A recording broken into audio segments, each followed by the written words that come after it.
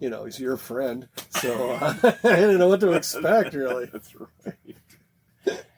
Wait, where's this one going? Or we're just also, you know what? we're recording. We'll do this. Who knows where it's going? We'll do the exact same thing as last time and see what happens. But we didn't do a radio game last time, so I know. Wow. So same as. So we broke tradition. We have to end the podcast now. We have to get a new name. I do have to bring up that Steve went around the world on vacation. That is not a vacation. Is it a sex term? Around the world? That's right. I did that once. I was by myself. But anyway, it was also on a basketball court. Find the game where you have to make a free throw layup around the world on myself. Any trip that goes beyond about 4 weeks is no longer a vacation. That is work. But you worked along the way. We did. Yeah. We did. We worked at an all-inclusive resort. That was, that's part of the family history. And then he got strip searched in that was a different time of life. That was voluntary. That was mid-80s. That was mid-80s when I was going into Russia, and it was before the wall fell down and everything else, and I was by myself. I was supposed to meet a group of people there. And I got into the country just fine, but getting out of the country was not so easy. And that's what I heard. I see London, I see France. That's right. Anyway. Drop them. So why does the American have his own sleeper car? Yeah, because he's going to get shook down pretty hard. So the guy came in, and he just ripped through all my suitcase. I mean, just my stuff was scattered everywhere. Then he's like, okay, drop them. Drop your pants. And I'm like, you serious? Oh, I'll pull mine up. I didn't know this is part of the story. Sorry. Those are clean. Don't worry. And I'm looking at the guy. And like again? Yeah, exactly. I just had him down.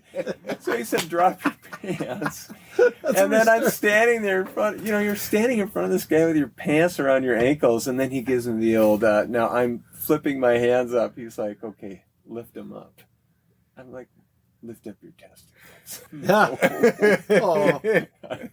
Are we done? Did you use your hands, or did you at that point just go, huh, like that, and they just... They went over your shoulders. It's like, go get it over with. Let's go. At that point, mine would probably be in my chest by then. Right. I'm thinking, right. We're in Russia. Where is this whole thing going to stop? And it fortunately stopped there. I mean, with the testicle lift? With the testicle lift. You should have started with that. And in the flashlight right at the bunghole, he's like, okay, you can go, comrade. I was thinking, man, I'm going to the gulag. That would be as scary as shit. And the guy's like, what are you doing later? You want to go get some pork? That's right. No one knows where you are. And on that note... They didn't really say that, did they? He kind of gave me the old, we're going to take a good look at you. Why? Yeah, I suppose I was in my mid-20s, but I certainly didn't look like I was some CIA agent. I looked like a skinny post-college I wonder if they did that to every other one. I was the only Westerner on that train. There you have it. I should say there's a lot of Finns on that train. They're all drunk, and I was the only American on the train. Goddamn Finns. That would be a good place to do that.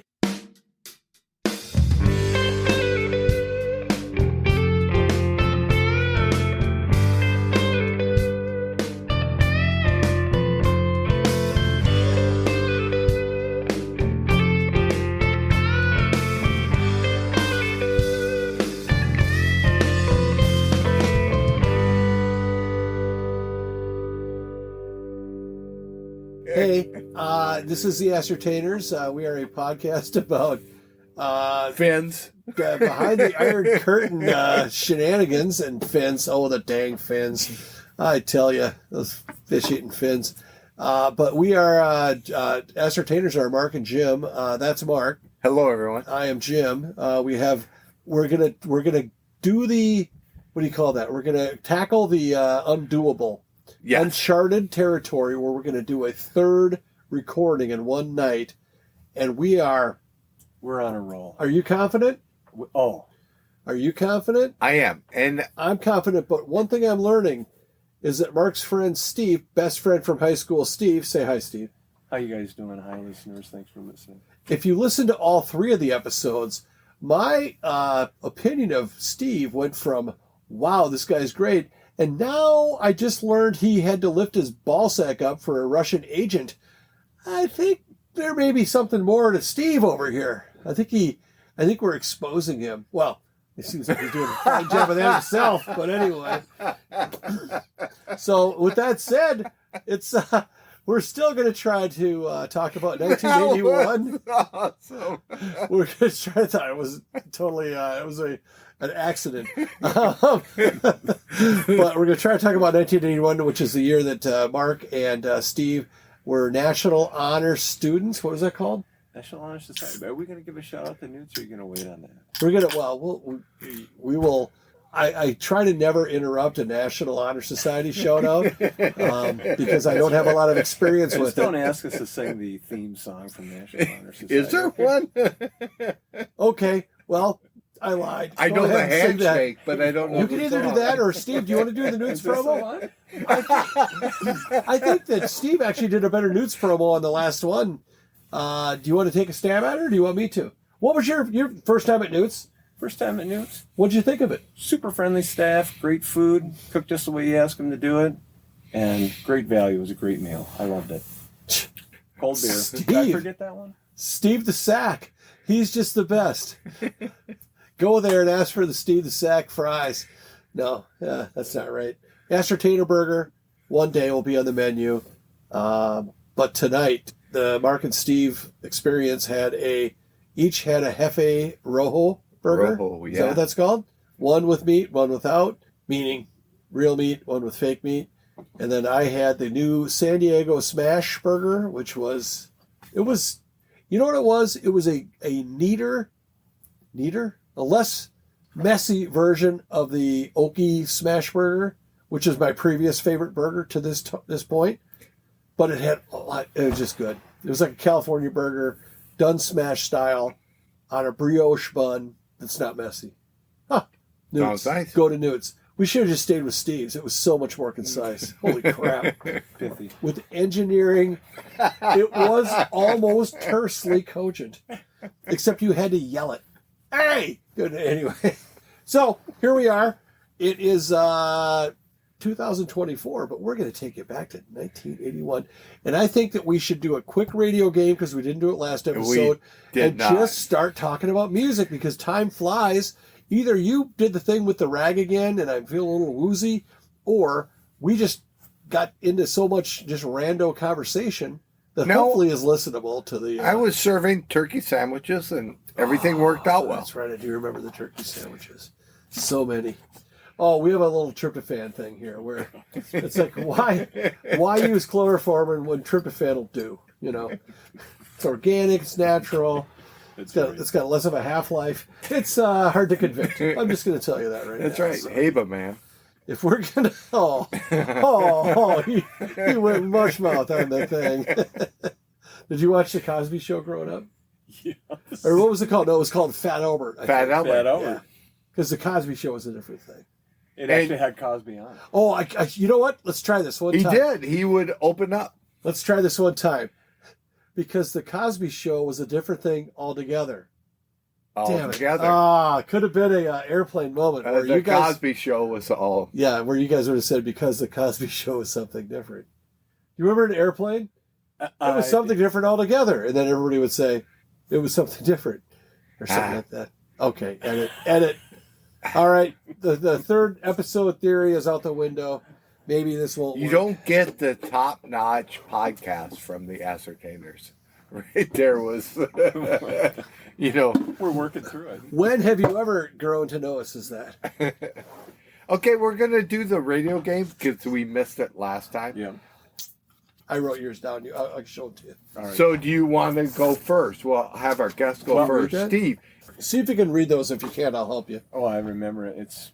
No, I don't. Oh, by the way, did you introduce yourself, Steve? I did. I'm Steve. I'm a friend of Mark, and He knows all. He went to high school with Mark. Probably seen him naked and world's everything. worst golfer. So we've got I beat Steve by 1. So and he's the world's worst golfer. So He's not that bad. I was really trying hard. Steve's first 4 for the radio game were, go ahead and do your first 4. I can't read that top one. Let me see, that might be Petty. Oh, Tom Petty. We've got the Rolling Stones. We got Rush. What's the second one? You see. ZZ Top. Cars. Oh, Bowie. Tom Petty. Bowie. Tom Petty, Dave Bowie, Rolling Stones, and Rush. And then do you know your new 2? Yeah, ZZ Top and Cars. Okay. All So right. he did all 4 of his. Mark, you want to do yours? I did Triumph, Flight of the Good Fight. Fight the good fight. You're right. Flight of the Bumblebees. Well, I'm a pilot, so I want to throw that in there once in a while. Okay, Sky Pilot. Ozzy, Flying High Again, Genesis, Abacab, and Starship, Jefferson Starship. They weren't Starship yet, so find your way back. You need 2 more. You need 2 more, and you don't have to do the song, silly head. Tubes, Talk to You Later, Joe Walsh, A Life of Illusion. Still don't need to do the names of the songs. Still Well, do I'm those doing a 1981 theme. I All get right. the band no matter what happens, but All right. I'm just The amount of throwing time out it the took- name. You get a double if you get the song. The amount of Would time I? it took. Oh my god! If you would be a legend if you nailed the song itself, That'd be crazy. especially Life of Illusion. It's going to be Life's Been Good. Blue Oyster Cult 38 Special, Golden Earring, Jay Giles. My new ones are Loverboy and Eddie Money. Let's give it a listen. It's a commercial. Did you ever have a waterbed there, Steve-O? Yes. Huh? Oh my God. Is that a yes? That's a yes. Oh, it was a yes. It was like a ridiculously. Everyone had. How do you even bother asking that question? Of course, I had a waterbed. What? Did you have a waveless or? Yes, I had a waveless. It seems to me you had many waterbeds. Wait, but I can top that. I sold that waterbed. Who buys a used waterbed? Okay, I'm sorry I asked that. Mark's raising his hand. I did not buy one, but I used one, but I had mine for 10 years. I love that waveless? waterbed. Waveless or just the It didn't have just the a big old baffles. hot water It bottle? was just like you went in it and you were like tossed out if you. Did you? Yeah, went those to- were challenging to I love that thing. I slept. wrestle in. Let's just say that. I had a home in Oklahoma with no heat. The heat was out. And I just moved in and I filled up the waterbed and it was cold water and it takes a long time for the heater to heat it up. That was a cold night. I bet, but wouldn't it be great though if it's like you were in Arkansas and it was super hot?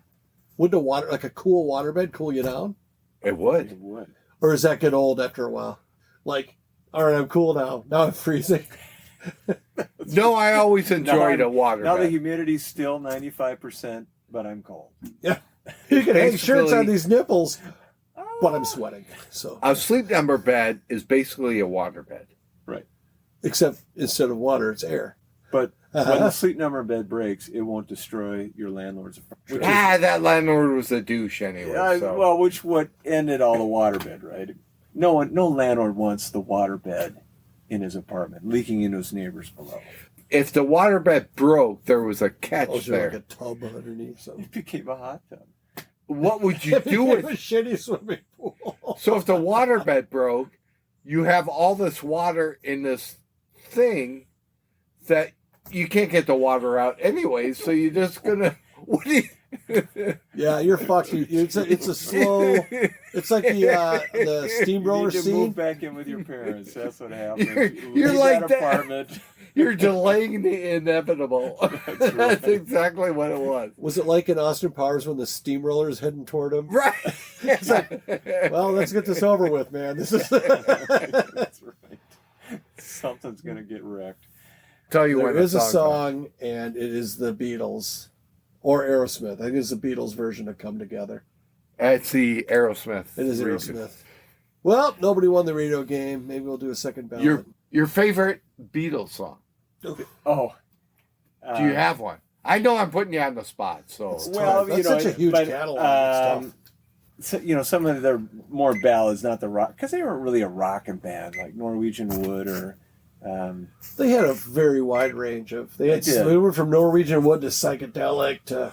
Sgt. Pepper's album, I like that, but I liked more of the ballad type of stuff. I thought that's where they weren't really the rocker band for me. I could go Strawberry Fields. I could go. Right. Like Yellow Submarine, I didn't like that kind of like where they're trying to be funny. Oh, you know what I like? A Day in the Life, I think is what it's called. Mm-hmm. Yeah. That is a good song. When they came back from India, Especially when he went like I this. thought they were the best. Especially the part where the guy went like this. And that was part of the song. I thought that was on. It was in Yellow Submarine for sure. But I think A Day in the Life, there was a right before he went. I thought that was Paul McCartney on Uncle Albert. You might be right. You may be right. I may be crazy, but it just may be a lunatic you're looking for. You're right. Artist? Billy Joel. Nailed it. Mark and I sometimes go out on the town. Oh, hey, Chris. Jim's wife Chris, just come came on down. down. This is Steve. He's awesome. Hi. This is my wife, Chris. You. Oh. Yeah. So you're from Florida? Well, he's from Mark's high school. Mark was a homecoming king. Did he We were tell all you that born, ever? so- yeah. Anyway, Thank you, Chris. Carry on. Good to see you. Nice to meet you, Chris. Yes, nice to meet you. Toodaloo. Oh, what I was telling is so when you're in the cities for the wintertime, do you have like a place or do you just... And we have a place here that we have. What part of 12 town? months here. Okay. The former Ford plant. Yes. Which is a whole new town. And now I think they are... Is the Ranger coming back or do they have some other small pickup? Where do they make that nowadays? Kansas City? The Maverick? No, Is that what it's called? Maverick. I saw a little Ford pickup in Maverick. No, it's Bronco. Well, they have the Ranger? Bronco, Ranger, and the Maverick is the kind of car. Really? Yeah. It's, So the Ranger's back? I thought they quit making the Ranger because of... ooh, this is weird. I hope I No. stopped mid-open. It's like half cracked, according to his balls. Half past a monkey's ass, according to his balls. That's what time it is. No? Is it according to or quarter to? if we're talking about time. Tomato. So I thought the Maverick was that little two-door Mustang one. There was a Maverick that was like the Pinto. No, it was like the Vega. It was a Yeah. It was bigger than the Vega. The Pinto and the Bobcat were the same thing. The Maverick, was that a Ford product? It was. Yes. But do you remember the sport version of the I think Maverick? it had a 302 in it. A grabber. Yeah. Yeah. It was kind of a cool little vehicle. Mm-hmm. A lot better than the Pinto, but it was a cool Oof. car. Wow, what an accomplishment. So you're telling me that there was something better than the Pinto? I drove a Pinto, so that was... Did you lose a bet? How did you end up driving a Pinto? I was it was better than a skateboard, so I was happy to drive the Pinto. Man. Do you ever sit in the back of a Pinto? And you go to sit down and you're thinking... knew it could blow up.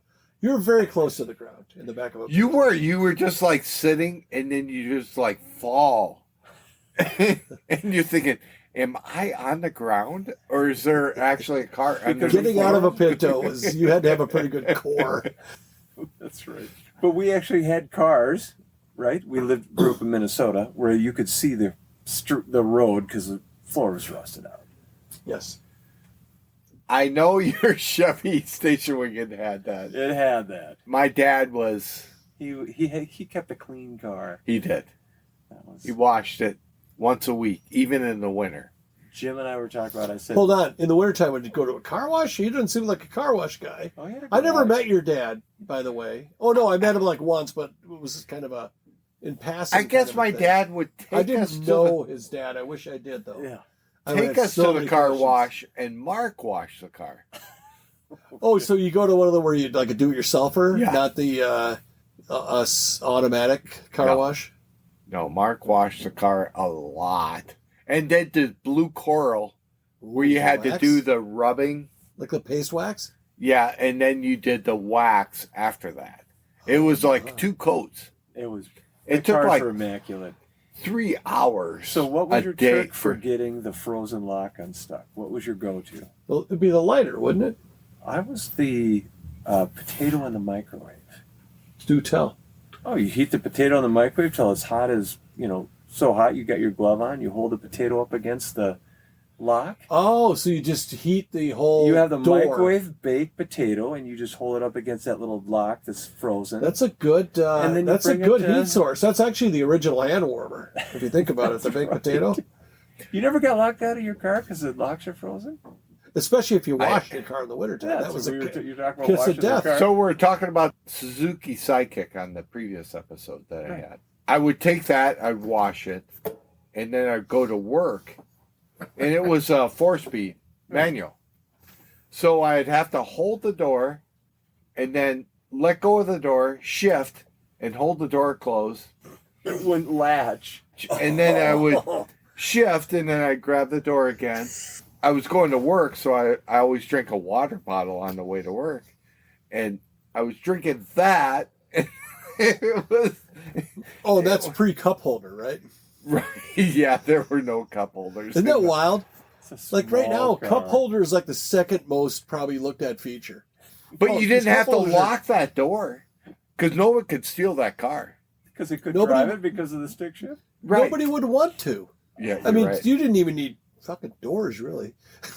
You could just leave the key in it. Where's that became fish a- smell coming from?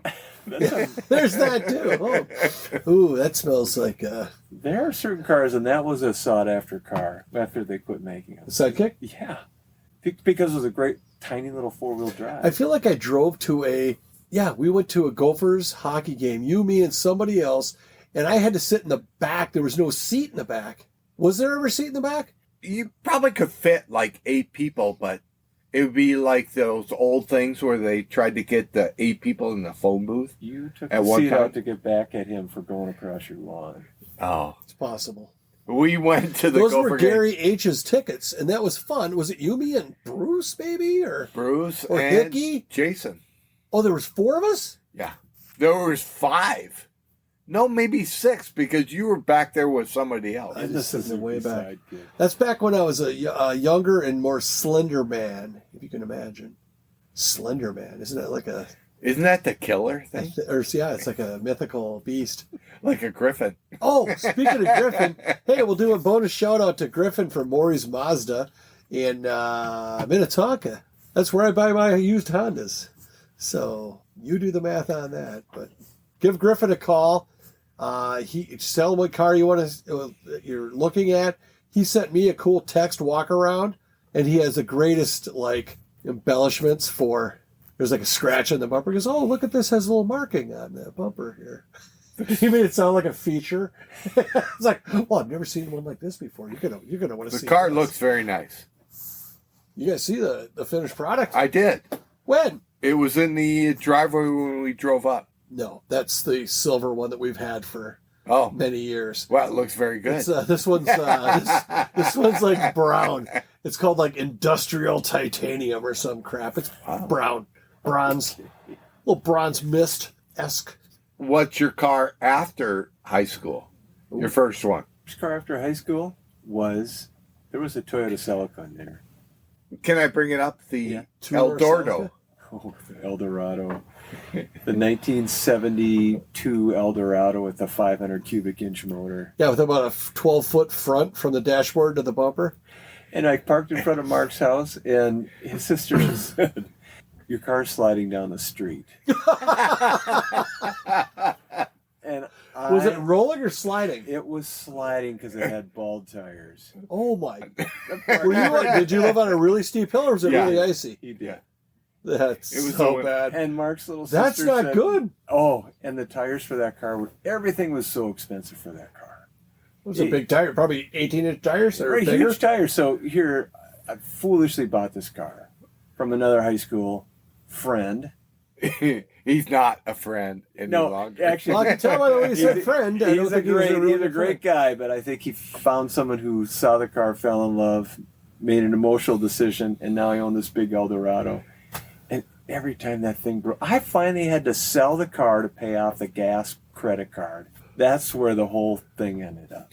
That is a great life lesson, though, Isn't right? it? It'll teach you important lessons about credit and overextending. And the sale of that car taught me even more lessons. So the people called, and the only questions they asked were, do the cigarette lighters work? And I said, I don't smoke, but I think they do. I'll do all the cigarette, because that was back in the days when there was a cigarette lighter at every seat. oh, in the ashtrays. Right. You'd open them up. And Yeah. that was On the armrest. Yes. Yeah, on the armrest. It was a huge car. It had cigarette lighters and ashtrays everywhere. So this Klan shows up. It's a adult mom and their 2 adult sons. One of them was on parole. I'm not making this up. So I said, do you want to take it for a test drive? Because they just showed up. They said, okay, we'll take it. I said, do you want to take it for a test drive? Because I'm all ready. I'm ready. I'm proud of my car. Take good care of it. Well, okay, we'll take it for a test drive. We drove it around for about 5 blocks, and then... You went with them? Sure, I went with him. I didn't want him to take off. Did you have a story about a guy buying you beers, and he just walks right by you with the beers in your can? Excellent point. So then they said, well, we'll take it. We have cash. And I said, well, let's go up to my apartment and count out your cash. Can we bring our beers with us? I said, yeah, you can bring your beers. They were drinking beers in the car? Or? No, up to my apartment. Okay. We were doing a champagne flight on the test drive for sure, because they did not let go of those beers, and they wanted to bring them up my apartment. I said, fine. So they lay out all their money on the table, and they're starting to count out quarters. Oh. And they were probably we were within about $12. I said, we're good. Do you remember the asking price? Yeah, it was like $850. And they were up to about $820, and the quarters were coming out. And I said, we're fine. I'll just take that money, and you guys just go, because they were creeping me out. Yeah. And then I got the phone call about a week later or 5 days later, the car won't start. I said, what do you mean the car won't start? It won't start. I said, the car was perfectly fine when I sold it to you. And the 2 brothers were fighting over the car now. The guy that's on parole and his other creepy brother. And they're sabotaging the car on each other. So they mixed up the distributor wires. Oh my! And then they got that figured out. And then I got a call about a week after that. The guy said, I was driving down the road and the wheel came off the car. And I said, you need to call the cops. You guys are going to kill each other. And then there was another call after that. And a girl that Mark knows, girlfriend of mine at the time, she got the phone and she said, don't you ever call back here again? Bam! That was the last time they called. She just ripped them. Wow. I like that woman. I got in a fight at a party one time. Guy punched me in the face. I'm on the ground. I look up. She's got this dude in the headlock and she's taking him out. What was her first initial of her first name? K. Oh, I think it could have been R. No. No. She was a good girlfriend. Mm-hmm. I mean, she was the kind of girl you... Dang. I know. And she knew your current wife, correct? That's how I met my current wife. Right. So that's a good girlfriend. If it can well, it was after the upgrade fact. your experience. There was a split. There was like a year and a half split. We were still good enough friends. She invited me to her sister's wedding. And she said, can you give my friend a ride? Because the wedding's 2.5 hours away. I said, sure, I'll give her a ride to the wedding. There you go. That's where love Mrs. begins. Steve right now? That's where love begins, yeah. That's your first wife? First and only wife. Yes. No, just keep her honest. Just introduce her. This is my first wife. That'll go pretty well. To have a drive-in theater in Rochester, it probably still do. Huge trunk capacity of that era of cars. And we would, it was very frequent that, we had this guy named, we call him Walt, but his name is Greg H. Hope he's listening. He's got 3 G's in that, Greg. A little bonus Scrabble action for him. But he would drive into the outdoor by himself all the time, and there would be like 5 guys in his trunk. And it's like, it sounds great, but how tragic would it be if we got rear-ended? It's like this, it's just jaws of life. No,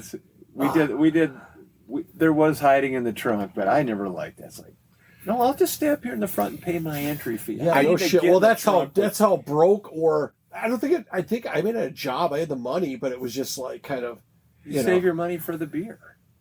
We drink. That was more of a the old Southern Comfort Mountain Dew. Catch can on that. But usually a case of beer was not as efficient as a bottle of Jack Daniels. A bottle of Jack or Windsor. We drink a lot of Windsor. Snowbank ramming. Did we go off the road or was it intentional? It was intentional. Oh, that thing was a... And then you would just hit that lip as fast as you bury could that go. driveway. Kind of splash it back at it? Oh, you could... It was like you'd use the car like a snowplow and you would just come right down the bank and push all that snow right back. You would hit that thing. It was, a whiteout. Kind of to be a dick? Well, I'm pretty sure they own a snowblower and they like running it in the winter, so it was a chance for them to get out and enjoy the outdoors You again. did them a favor. I like that attitude. I did them a favor. It was fun. It was, that snowbank ramming was. Because you knew the car could not be destroyed. It couldn't. The Dordo will always go down in history as the best car ever. It's a great name. I don't care if it even didn't run. Unless you had to pay for the repairs. I did bring it to a mechanic one time, and there was so much wrong with the front end. And I got the bill, and I looked at him, and I said, I can't pay that. I didn't have the money. And it was one of those tense moments. It was a guy that my dad knew. He's like, let me call your dad. Whose car was it? Was it yours or your dad's? My car. And I'm like, okay, give him a call because I don't have enough money. And so those guys. But was it operable? Oh, it was one of those moments where, we got to replace the ball joints and the tie rods. And, we just got, and of course that car, I put in a new radiator one time. And the guy said, well, if this was a regular car, the radiator would be $50 with a core charge. But your car, $250. It's the most expensive radiator they carried. And we'll have it in 2 weeks. But could you drive the car off that day, or was it inoperable? The guy fixed it. Oh, he had already fixed it. He had gave you the damage? already fixed it. Oh, I thought it was like an estimate. No. Oh, that's a problem. That was a problem. He had already put the money into it, and I came to pay the bill, and I said, I don't have that much. And he talked to my dad, and he said, okay, you can take the car. And I don't know how the whole thing The radiator is probably about 7 feet long. It was on front of the car. Big radiator. Everything on that car was massive. What was I thinking? It was just a stupid. Did you guys put aftermarket stereos in your cars or no? Or just I listen? think we did, yeah. Listen on whatever. Because that was a huge thing in Rochester growing up. We had this place called Hi-Fi Kenny's, which was just the most random, and they had the most hilarious radio ads. It was literally Hi-Fi Kenny himself or whoever that was. Come on down. Are they still in business? They might be. Oh, God, I don't think so. This would have been like early 80s. But it was basically, it looked like you were going to a warehouse. Well, no. Like a crack house where it was just it was probably just a bunch of stolen shit. But there was nothing, almost nothing was in a box. Nothing was new. It was just shit that was like bare wires coming out of the back of it and stuff, and you would just, okay, $20. So sure. now I know where my stereo ended up in Rochester. It's possible. I will do some research on a Hi-Fi Check Kenny's. that serial number. I'll send you a couple serial numbers. Those who know, my contemporaries remember Hi-Fi Kenny for sure. But I don't think that was a business model that really had legs, if you know what I mean. I don't think it was survived much beyond like maybe really no overhead if you're stealing the stuff and then. Right. Well, he had a store. He had a place. No you could operating go. loan needed. Oh. No, it wasn't like it was a mobile, like it was in a van or nothing. But So I come back from college, yeah, and Steve came over to the house, and you were working for the convertible replacement place. So this is an aftermarket. So you would take a brand new car, and you would put. Do you remember people would make a vinyl top so it looked like it was convertible, but it wasn't? Or they would put the fake spare tire holder on the bumper. Well, like a Lincoln? All the stuff was so cheesy. The only thing that this company did that I thought was kind of cool, they did the sunroofs. They did all the electric sunroofs and the pop-up sunroof. So my summer job, I'd go to the car dealership in a dumpy, beat-up car, which they told me clearly every time, park it on the back of the lot. Okay, park it on the back of the lot where no one could see it. Then I'd get in the brand new car, drive it down to the shop. They'd start working on it, and I'd go get the next one. That was my summer job. And you would show up at the house in a different car all the time. I remember they were just redid our street with tar and sand. And then he did a burnout all the way up in one of these brand new cars? Yes! And my mom goes, that's not good for the company. It was like... Do you remember that discussion in the last episode about how there's a little tiny idiot inside of every boy? Yeah. Sometimes it takes over, and that definitely a moment where it took over. I wonder how I cleaned that one up. That's like a lot of tar. It I seems like think a good it was- idea at the time till you realize You know it's what? under the rocks. Yeah, I remember. I think probably it was sold it as- not one of the cars from the dealership. It was one of the cars that you drove to the dealership. Those cars lived a very tough life. Yes. And we would just consider that rust coating under the car. Yeah. Thank you. Was it like the loaner car from the We place you worked at, or? No, they would. So if this was the 1980s, they had all these cars from the late 60s or early 70s. So they had cars that were 15 to 20 years old, and they were just beat. And one Makes was sense, a truck, and one, my favorite one, but it hardly ever ran, had this 444 barrel, this massive Chrysler engine. And that one, Was it a Hemi? I don't know, think it was a Hemi, but that one, there's probably a reason it didn't run a lot, because it received a lot of abuse when it did. Why would you give young men cars like that? What is the moderate expression of pithy? It received a lot of aggressive. I mean, you're so diplomatic the way you say you beat the shit out of a car. I mean, that was so good. You don't want to admit that. One time we were in an actual convertible. It was the newer Tornado, and I thought, oh, I'm in the brand new car. I've got the seat way back. I'm doing my thing, and a trooper pulls up right next to me. He's got his mirrored shades on. He gives me that look, and now I'm sitting up straight. I'm thinking, what pulls me over? Well, you shouldn't have flipped him off. I didn't do anything. Was I just being too cool? I think he just had enough of. I had a convertible with the top down. The thing was a week old. But did he give you a ticket? You didn't do anything just pulled wrong. me over. I don't know. I think he just had enough of the white boy in the convertible, thinking he's all that. He's like, okay, pull over. Got news for you. That's right. This guy's got a cool pickup now with a Florida plate. Check it out. Oh, is that too much? Is that too much identifiers? No. But let's see. You know what? There's different ways to get you to lift your. Yeah. What was the winner? Beatles.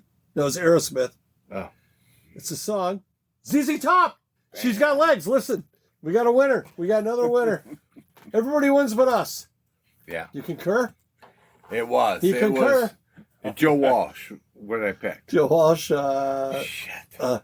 Life of Illusion? What? No, congratulations. Oh, You get. Do I look win how- the Ascertainers mug? look how happy we are. Hey, congratulations. You won. When do you have to, when can you go?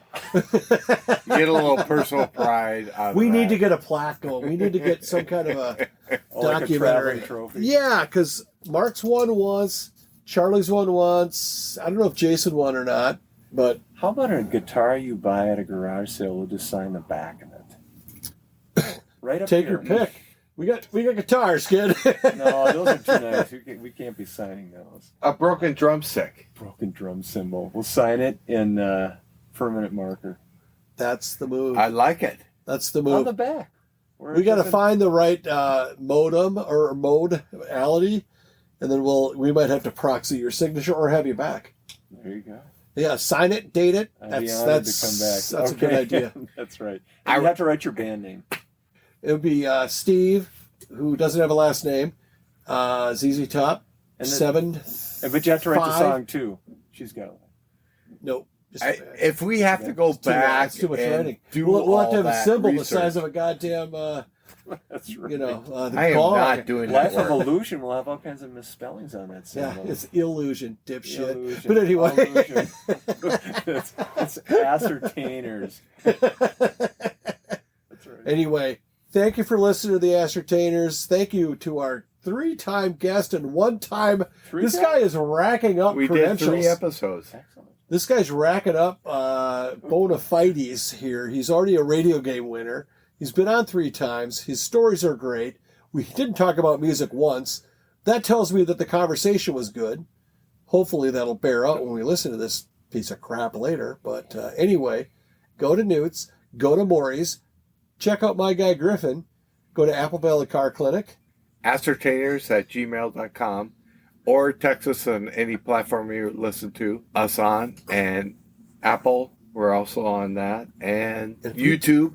If you tell two friends, And Right. they tell two I friends. found you on Facebook. Apple. You found us? Mhm. Like before you knew Mark was doing a podcast? Or? No. Okay.